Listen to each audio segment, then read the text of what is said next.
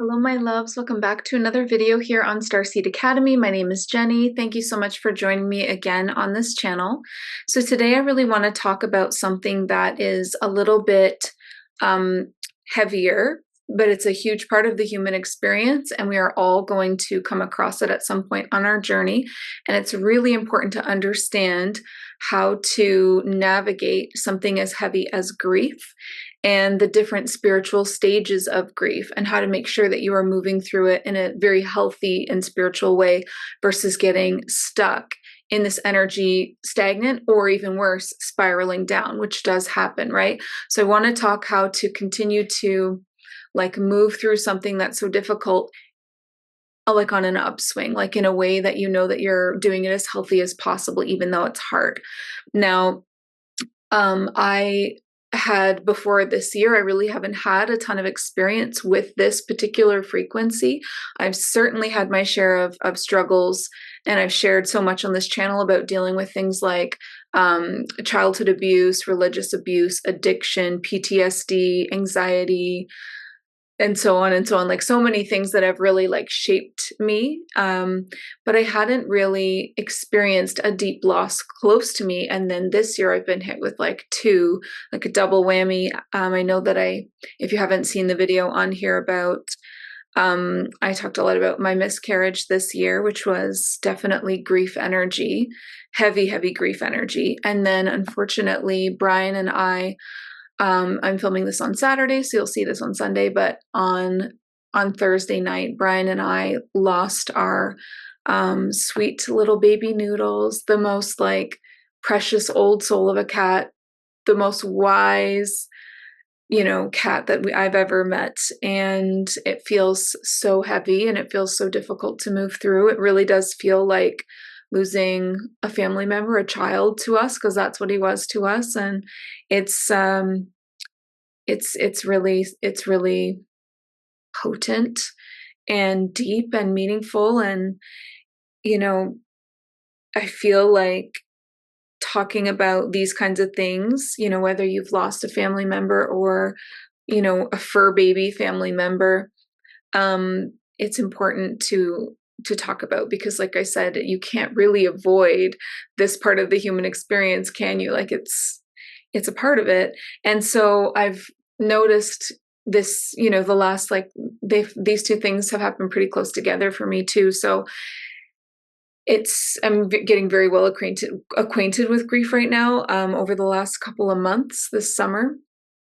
And I've found that grief itself can feel like this really big, scary monster, like really overwhelming. And you can naturally try to avoid it because it's so scary. And it's because the emotion is so big that for many people, I mean, for me personally, to be honest with you, it's really hard for me to feel really big emotions because of other things that I've been through, right? Where I have had to numb myself because of the childhood that I had. It wasn't safe for me to have big feelings. It wasn't allowed, actually. It was a punishable offense. So for the rest of my life, it's been really difficult. I've shared on here a lot of things about how it's a real struggle for me to cry. It's a real struggle for me to kind of go there into that place. But the thing is that healthy grief is actually based in love, and it will create that, not just in your heart chakra, but literally in your high heart, where your soul is. So in your consciousness and in your soul journey, in deeply in who you are, it will create that depth, that wisdom, and that growth that we're all here for. Why else are you doing this on earth, right? You are here to receive those kinds of experiences and to grow in that way. These are the lessons that we search for. And a lot of them can't be found in higher realms, right? A lot of the times we come down to places like Earth to really meet darkness, shadows, pain in this way. And we certainly wouldn't do it for no reason. There's a great benefit to be had from it, right? So let's talk a little bit about that now. So I just want to start with a little mini lesson before I jump right into grief. I just want to talk about what happened um, on Thursday with Noodles, which was our cat's name. And because there's a little mini lesson in there before I even go into the grief stuff. So what happened, here's my lesson around trusting my gifts. It was a hard one. This was a difficult one for me to learn a couple of days ago. But Noodles got sick a couple of months ago, like maybe in June. And so not very long ago. And I tuned in, as obviously I'm going to as a psychic, tune in, psychically scanning him the way that I'm teaching my students inside of Weaver of Light to do, psychic scanning someone's body and their chakras to determine why they're sick and what's wrong. And what I channeled was that there was a mass growing in his stomach, and that it was very serious, like it was going to be like terminal, right? And then back in June, when we took him to the vet, after me channeling that, and we took him to the vet, they saw that he had some dental issues, and decided that that was the reason why he was sick, right?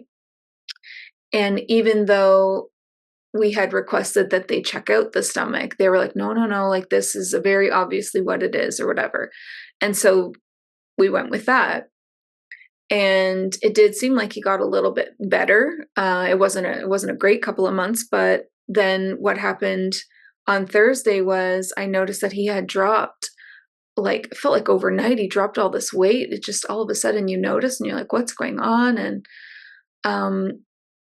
And I went over to him and placed my hands on him, and I literally felt death energy. That's the only way I can describe it. It was like death energy. It was like gray. It was hollow. And I'm like, what's wrong? And I'm tuning in, and the same message popped up again, a mass in the stomach. And I'm like, well, the last time I channeled that, that's not what it was, right? The vet said that wasn't it. And I thought that I had channeled my own biggest fear, right? Like I didn't trust my gift. And I thought, well, I mean, if the vet says, then the vet says. And obviously I was just, if you're a reader or a channeler, you know that when you're trying to do readings or channeling for yourself, it's like so hard. But when you try to do it for other people, it's so easy and so accurate. And that's because big emotions can throw us off. And I thought that's what happened. Like I had channeled potentially just my biggest fear because I was in such a worried state about him.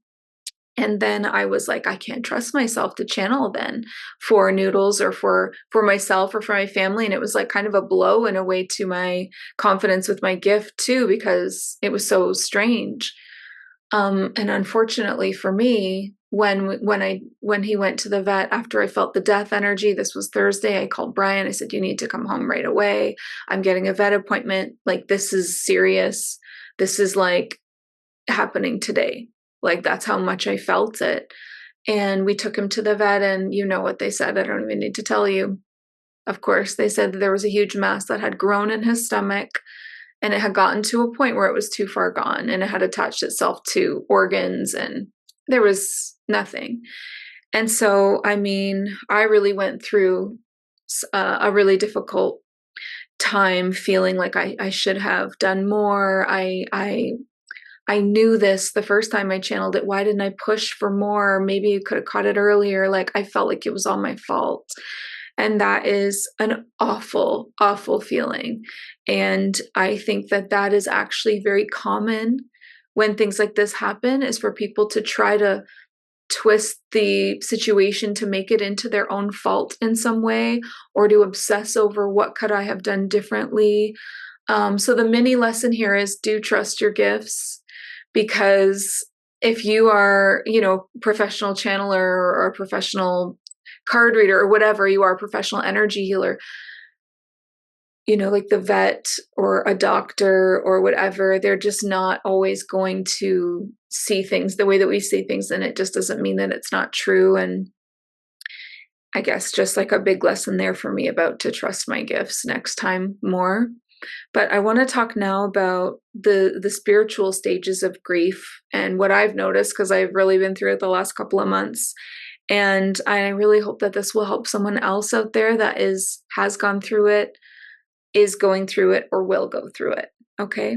Like I said, it's not that avoidable. Like, you can't, as a human, unfortunately, we lose the people that we love, don't we? It's kind of like a part of the deal is that there's going to be an end to the life when you come here. So, all right. So the first thing that I've noticed for these stages of grief is that distractions at the very beginning, in the first few really bad days, can be helpful if the grief feels too scary to face.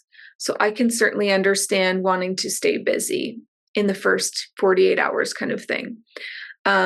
Because when you stop, try to go for a nap or try to, I don't know, meditate, try to do anything where you're stopping, it will feel so big that you'll instantly try to back away from it like a tidal wave. So I do understand that in the first, especially 24 hours or so, sometimes if it's just too big and too frightening and too scary, it's okay to stay busy. Like, please don't fault yourself for that. And if you are so afraid of if it feels like this giant monster of a feeling, then it's okay to go and play a video game or watch a movie or go for a drive or, whatever, listen to a book, read a book. It's okay, right? You're allowed to do that. But don't let it build up for long, because that feeling is going to build up, right? It is like a tidal wave. And then you've got the doors closed to your heart because you're distracting yourself. And at some point, you're going to have to open those doors and let it all come out. And it will build up on itself. So it's important not to do it longer than the first day or two, or you probably will end up making things harder on yourself. The next thing is, I found it really helpful to ask Archangel Michael to remove the traumatic memories, and to keep asking, because we want to remember our loved ones they would want us to remember them in the happy moments, in the funny moments, in the, beautiful moments, the deep moments, not in their last moments. And it was really traumatic for me with Noodles because he was having seizures. He was so far gone. He just deteriorated so fast. And I felt that morning that it was going to happen. And he started having like seizure after seizure after seizure, like every 10 minutes or so. And it was really difficult to get those images out of my mind. And it was haunting me, literally haunting me. And so I've been asking Archangel Michael to remove that from my third eye, from my physical eyes, from my memories, from my mind. And I just keep asking and keep asking. Every time it pops up, I don't let myself go there. I don't let myself replay it and replay it and replay it, because that's a downward spiral. I pray right away, Archangel Michael, take this memory from me, take this memory from me.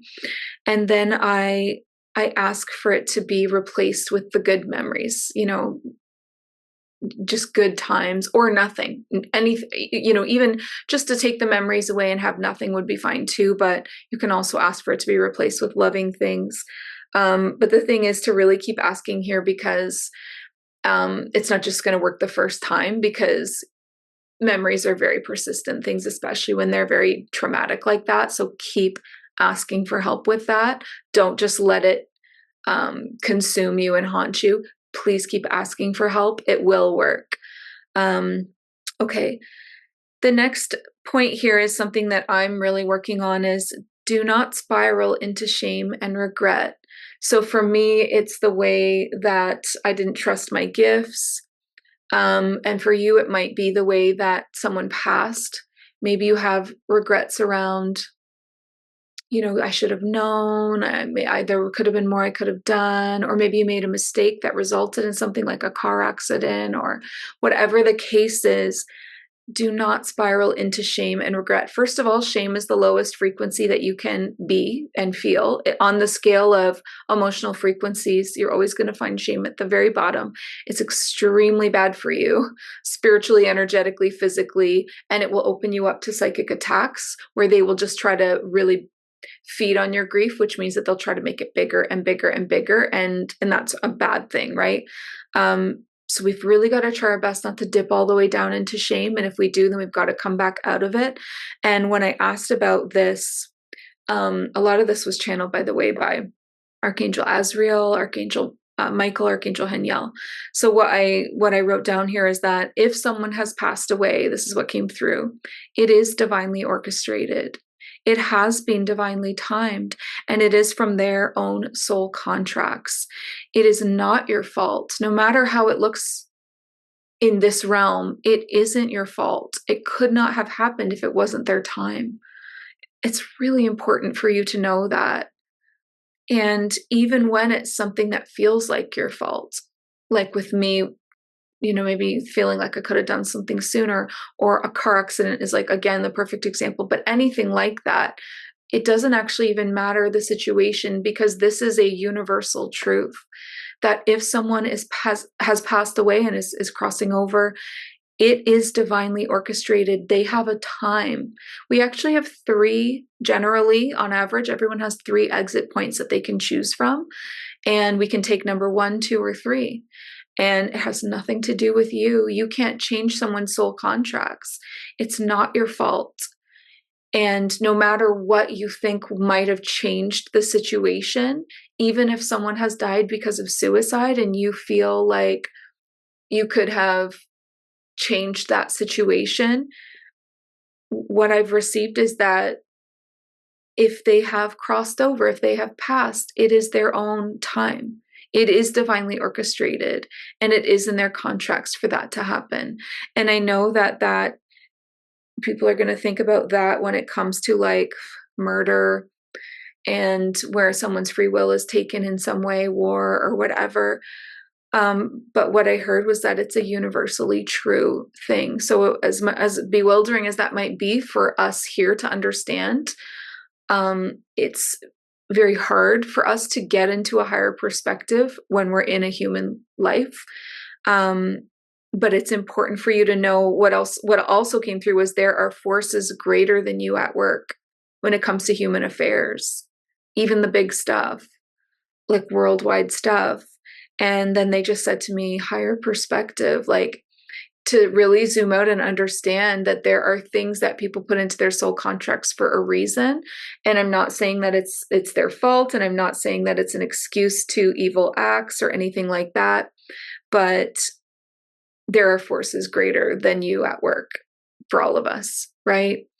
And you can also like look at it in a mini way, like a microcosm way, where you look at your own life and you see the hard things. I mean, if you've done the healing, if you've done the healing, then you're going to be able to look back at abusive situations, terrible situations in your life, and see how they changed you and how it has helped you to become exactly who you need to be for this life, And I'm not excusing abusers or murderers, or those acts are evil and those people are dark, right? But what I am saying is that it's just that there are forces greater than you at work that are divinely orchestrating and timing things, right? So I'll leave it there because I know that that's very triggering. But for the person that understands what I'm trying to say, it's very helpful in your healing to know that, because it will help you not spiral down into shame and regret and going over all the ways that you should have been different, could have done this. If they've passed away, it is divinely timed. It is divinely orchestrated. It's not up to you. That's not your soul contract. It's not your life. Okay. All right. Let's move on to, so we talked about how not to mourn, right? And that's the spiraling downwards into shame and into regrets that we just covered. But a good way to mourn would be to mourn from a place of love. So think about how much you miss them and allow yourself to grieve. Think about how much you love them and allow yourself to grieve. This won't, When you grieve from that place, you won't spiral down. When you grieve from that place, it doesn't build up on itself and become super big.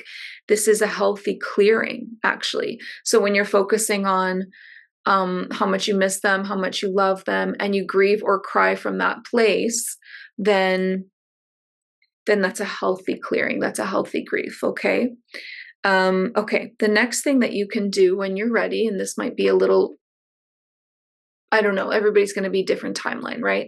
But the next thing that you can do is you can take action in their honor, in your loved one's honor, by donating to help people in some way that maybe have been affected by something similar, by planting a tree in their honor, by building something in their honor, by creating something in their honor.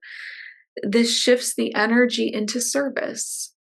And this shifts your subconscious too into you're now moving through it. It's a momentum energy, right? So momentum is how you get through it. That was a giant orb. Wow. Momentum is how you move through it. Stagnancy is when you get stuck. Okay, so the stagnancy of grief would be somebody that can just continues to distract themselves. Like we said at the beginning, distractions, you're allowed to do that. If you need to do that, there is no shame in that. But try not to do it for more than 24 to 48 hours, or you will start to just build up in your heart all of this stuff, and you will get stuck in stagnancy where there's no momentum. And you'll be, when people close their heart, they wonder why they're stuck in depression for 7 years or stuck in anxiety or whatever it is. Your heart's closed. You closed in the feeling, and now you're stuck in the feeling. You closed it into your body. When you stay open and you grieve and you allow it to pour out of you, you don't get stuck in it. It moves through you, right? So the stagnancy of distraction is going to just build up and build up and build up, and eventually you will have something a lot bigger to try to face. The spiraling downwards into shame and regret is just going to bring you into the lowest frequency that exists, which is shame.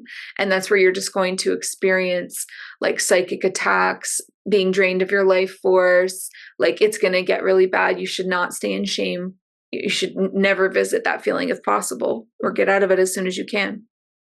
But when you mourn from love, and when you mourn from a place of how much you love them, how much you miss them, that's a healthy clearing. It's like the water, like I picture this all as like tidal waves, because it's such a big feeling, this huge tidal wave pouring out of your heart.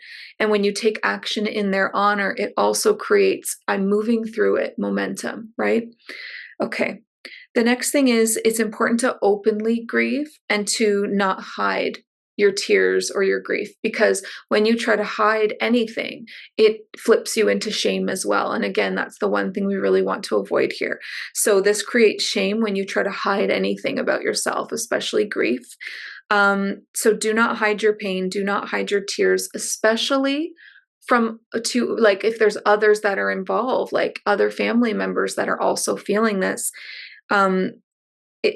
You can help the flow of this grief and the momentum to move through you by talking about the good times with other people, like helping yourself to grieve and to cry, right? So it can be really helpful to have somebody close that you trust to talk about it with, what you're feeling, what you're moving through, how much you miss them, the funny memories, the loving memories. Really talk about your loved one.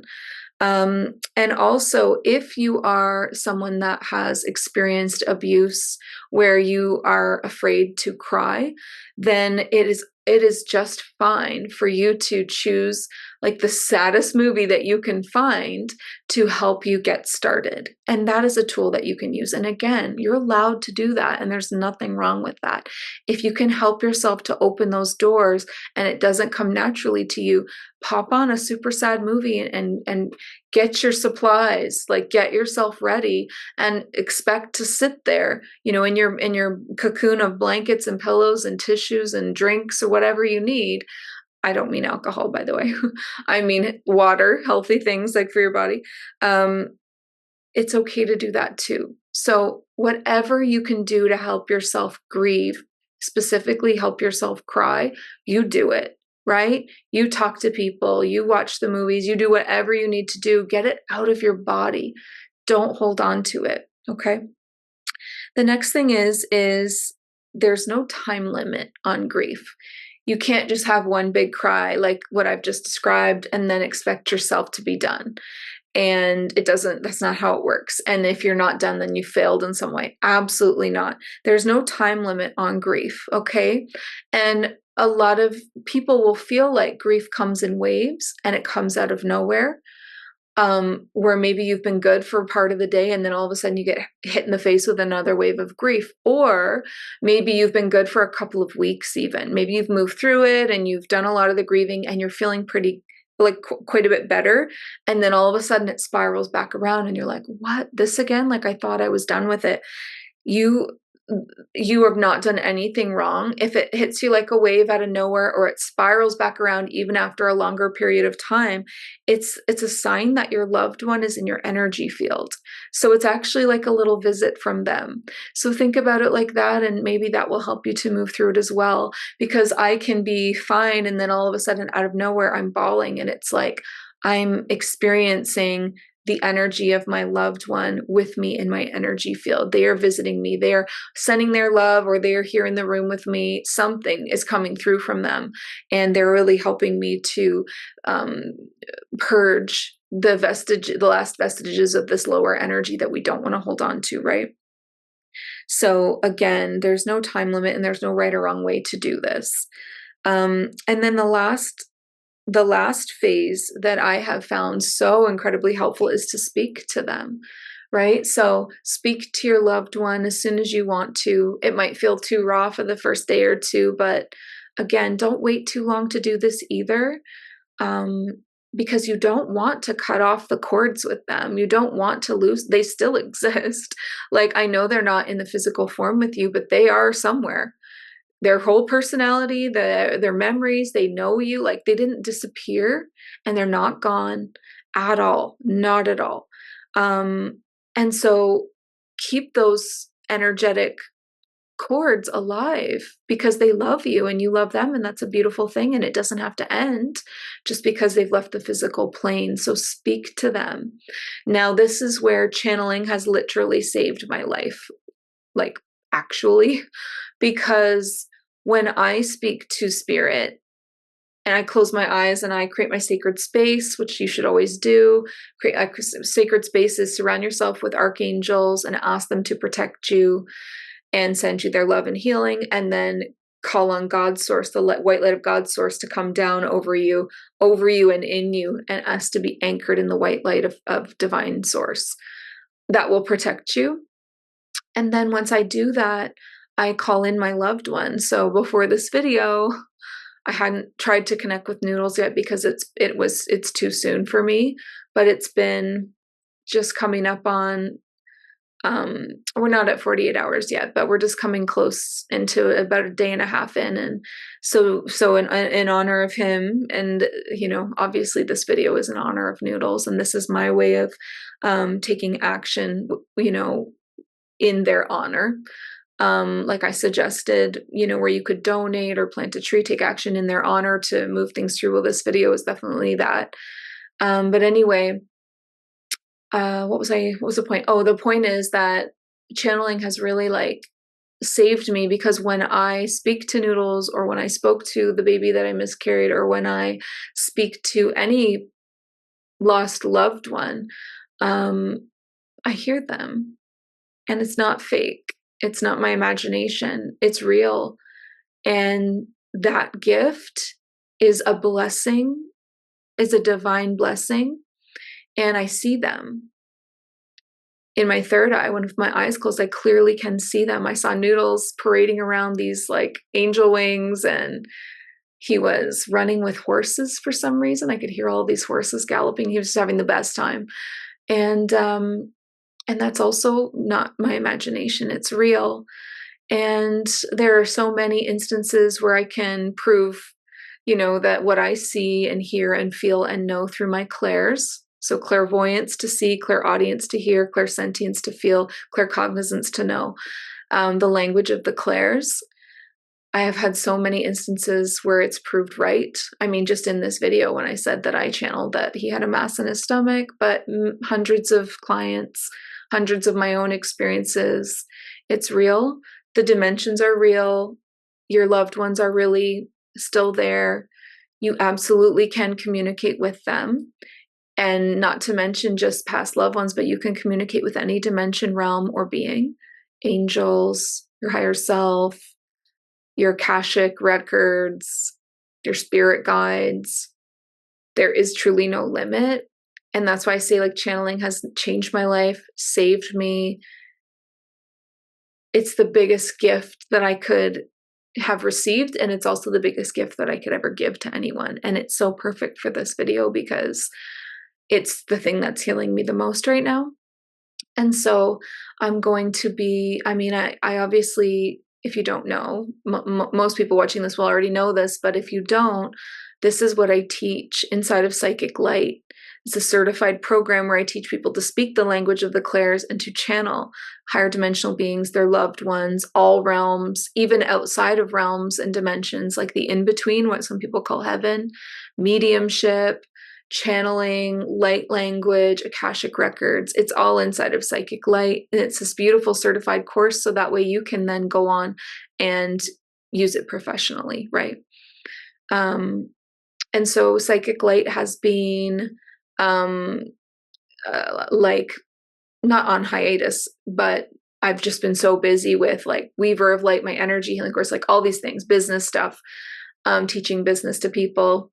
But Psychic Light is definitely due for a return, especially just like with everything that I'm going through right now. I see the power of that and I see how much of a gift it is. And happily, I can say that every single person that I've taught how to channel channels, like every single one. I am not special. And it's not just because, oh, well, she can do it, but what if I can't? No, your clairs are built in. Every single person has a third eye, ear chakras, crown chakra. Like your clairs are there. It's just, are they connected properly? You know, getting that reconnection happening inside of Psychic Light to the pineal gland. And then it's like learning languages. I will teach you the language of each one of those individually. So I just wanted to say that because I felt like it was important to this subject matter because it's truly the thing that has just helped me heal the most and saved me. So Psychic Light's going to be opening, I think, like you're seeing this on Sunday. There'll be a link in the description of the video to get on the wait list, but I'm pretty sure I'm ready to open this again like this coming week. That's how important it feels. So get on the wait list. You're going to start to see me talking about it again on Instagram and here on YouTube. I'm ready for the next round of students to teach my clean and ethical channeling method.